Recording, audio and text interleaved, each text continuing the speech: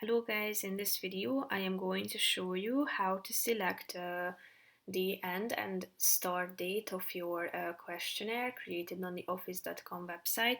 But first I just want to mention, don't forget to subscribe to my channel because at 10,000 subscribers I am going to show you my whole YouTube revenue statistics and growth strategy, how to make money online. Now let's jump into it. First of all, open the website and start creating your questionnaire.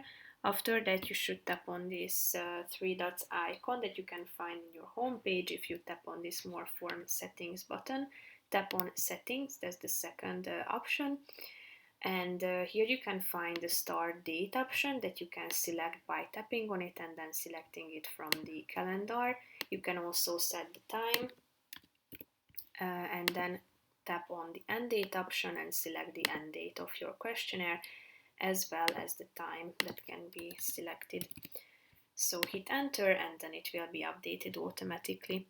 So basically that's it for this video guys. See you in the next one. Bye bye.